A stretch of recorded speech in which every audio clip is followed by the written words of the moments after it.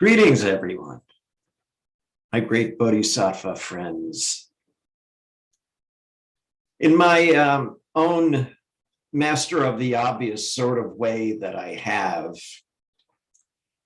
we've been doing this online for 2.5 years, 2 3/4 years, whatever it is, pretty faithfully every week. And it took me up until about, 3-4 months ago to realize we had never actually given a talk on what Zen is or how to do it or what you do when you're doing it.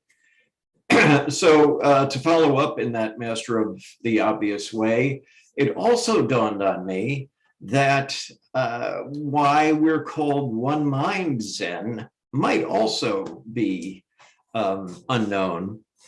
And so I thought I would talk about where one mind as a name for a Sangha actually came from.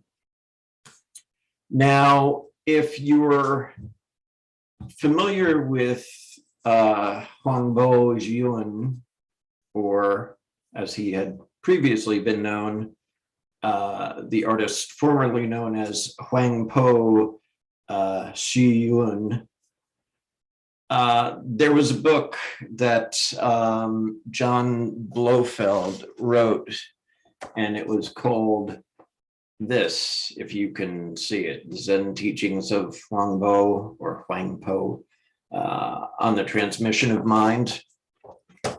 And that's one of those books that when I read it, I was immediately enthralled. It was like, who is this guy? What's he teaching? This sounds great. I was totally enthused about finding out about Huangbo. So Andre Tyson taught a class in it, and I took that, and I got a lot of insight from him, and I got a lot of insight from the book, and it was all good. And so I was inspired by all that to actually name the Sangha One Mind Zen, as it's evolved, One Mind Zen Collective, since we all share in this pretty evenly. So, but why? What was I that enthused about? What did I really feel pepped up about? So Huangbo, his big thing was one mind, right? That is, if he had a claim to fame, if he had a catchphrase, it would be one mind.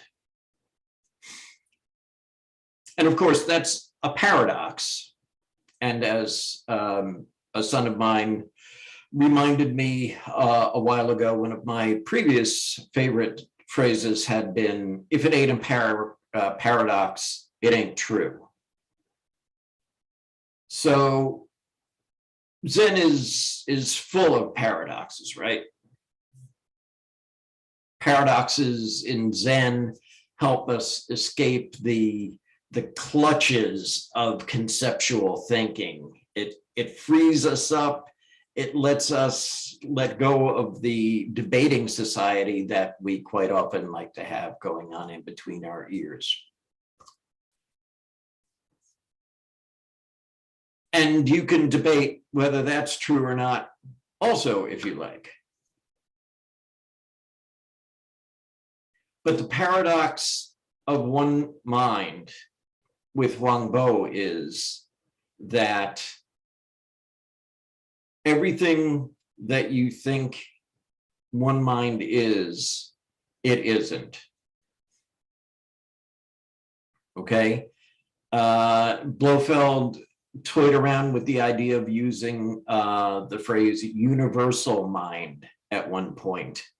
And there were a lot of people that said, no, don't do that. So he figured, okay, one mind is at least a literal translation of what Huangbo is purported to have said. And there were some other things translation-wise that were kind of interesting. Like he said that there was a lot of Tang Dynasty slang involved, which I don't know. I never really considered that in the Tang Dynasty they used a lot of slang. So I guess I was putting the cart before the horse. That was a slang thing in English in America here, you see, figuring that in another 1,000 years or so, someone will translate this and say, I didn't see any horses. So Blofeld writes one thing in his translator's introduction. If conceiving of the phenomenal world as illusion, we try to shut it out, we make a false distinction between the real and the unreal. So there's a paradox for you. What we perceive to be real is illusion. But to try and swat that away as illusion, or think to ourselves, oh, illusion is bad, I shouldn't think that, then we're still not doing it. We're denying the validity even of illusion, of our deluded thinking, and our deluded thoughts, and our deluded thinks, if you prefer. And we're tossing away part of what it is that's part of our day-to-day life. We think stupid things sometimes. We can come up with some really big whoppers if we want to really try. But denying them and classifying them as bad isn't the great way either.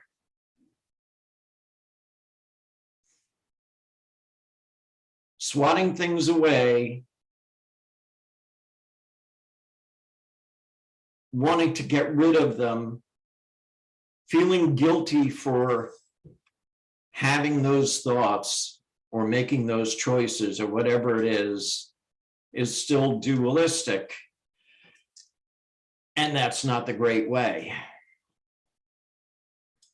One of the paradoxes that we encounter also is in Zen practice, there's, like Mahayana and Hinayana and, all of these other sort of value judgment oriented terms for whatever vehicle you might be using. And although Huangbo would use them, he didn't use them in sort of a pejorative sense. It was just classifications of different types of practice, but he would follow that up with the fact that there is only one vehicle, the Buddha vehicle. So you can be in a Theravada school or a Tibetan school or Tendai or Zen or whatever it is, and it's all the Buddha Dharma. It may have different appendages and flourishes and hats and horns and symbols and all kinds of different accoutrements that would go with the individual types of practice. But it's all the Buddha vehicle, all the Buddha Dharma. And that's hard to grasp sometimes. So does that mean that the Dharmakaya the great world of Dharma, the all-encompassing, that includes bad stuff.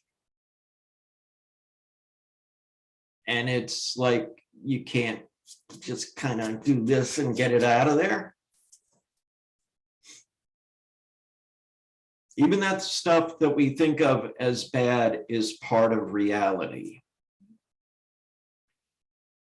We can fall into a trap of referring to one mind as the absolute,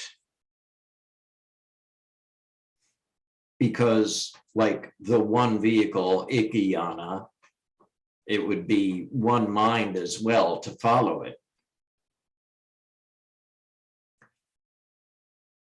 If we disregard the multitude of minds, if we disregard the relative and fix only on the one mind, the universal mind, if you like, and get rid of the relative, say, it's empty, no, get it out of here. The absolute and the relative,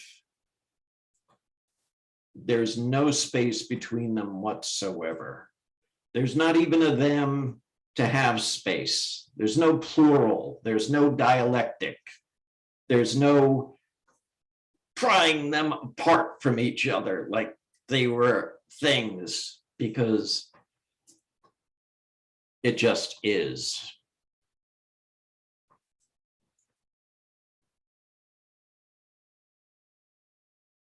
One mind is not a thing. Remember Nanwei Huairong addressing the sixth patriarch, as I recall, after 8 years of having been posed a question regarding the Dharma, Nanwei finally came back with the statement, to say it's a thing is not correct. So one mind is not a thing. The Dharmakaya is not a thing. They're not even collections of things. It's the ground upon which we walk.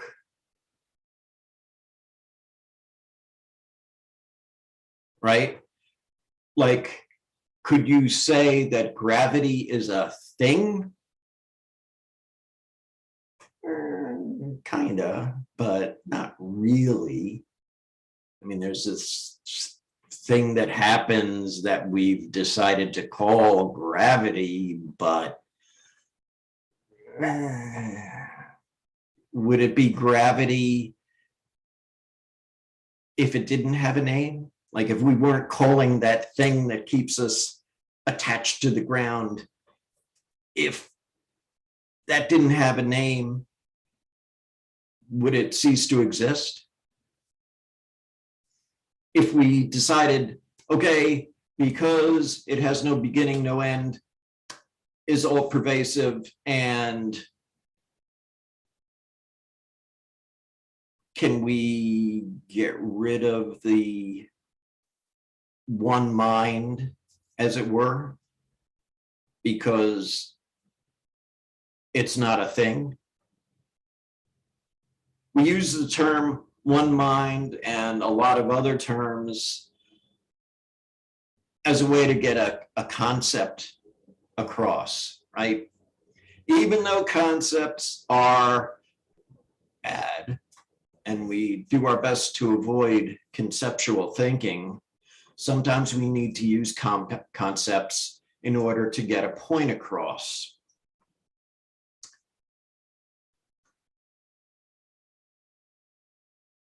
The dialectic of one mind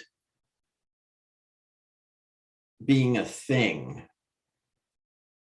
and it's a dialectic because if it's a thing, it's separate from all the other things.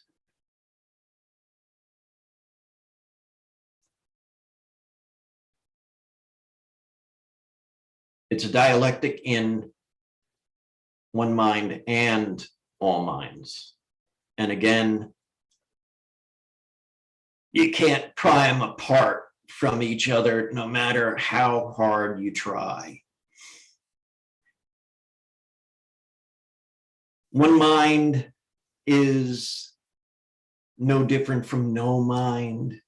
It's no different from don't know mind. It's no different from any other reference point that we might use. But even if we didn't call it one mind, no mind, don't know mind, there would still be this pervasive ground upon which we walk. Let me just read you a little bit of Huangbo himself, which is actually lifted directly off the onemindzen.org website, if you wanted to look at the homepage. All the Buddhas and sentient beings are nothing but the one mind, besides which nothing else exists. This mind, which is without beginning, is unborn and indestructible. It is not green nor yellow, has neither form nor appearance. It does not belong to the categories of things which exist or do not exist, nor can it be thought of in terms of new or old.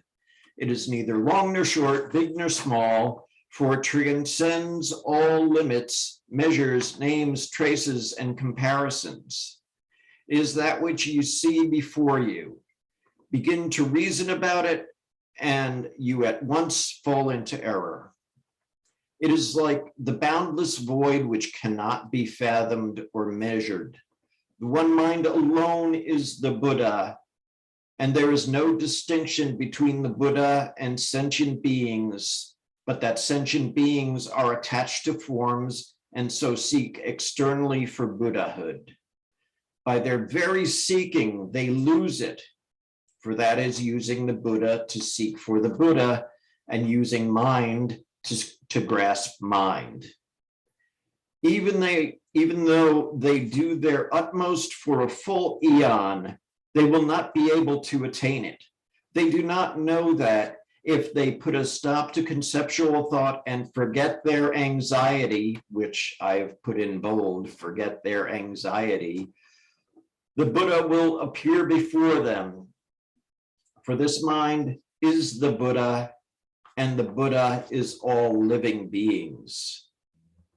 It is not the less for being manifested in ordinary beings, nor is it greater for being manifest in the Buddhas. Take one step that way, looking for it, you're already past it. Take one step this way, looking for it, you've already missed it. Right here, right now, papers on a laptop, keyboard, monitor in front of me, little LED light where I'm assuming the camera is. As empty as all of that is, it's undeniably part of one mind, because I'm perceiving it. And even though the perceptions are empty, characterized by shunyata, that's still part of one mind. There's no separation between you and the Buddha. If Buddha nature were not a thing, so to speak, then none of us would be capable, and that includes Shakyamuni as well, none of us would be capable of awakening. achieving Buddhahood, manifesting Buddhahood. That Buddha nature, that one mind, that no mind, that don't know mind, whatever you want to call it, we're all starting on a level playing field.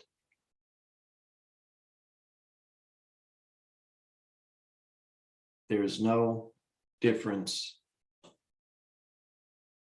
in it. There's no one mind or this mind.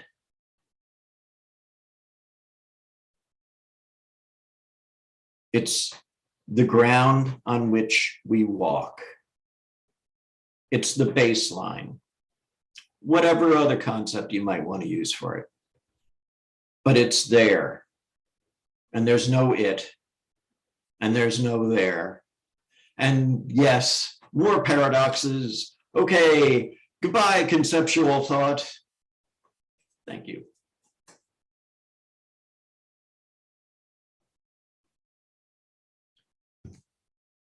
Okay.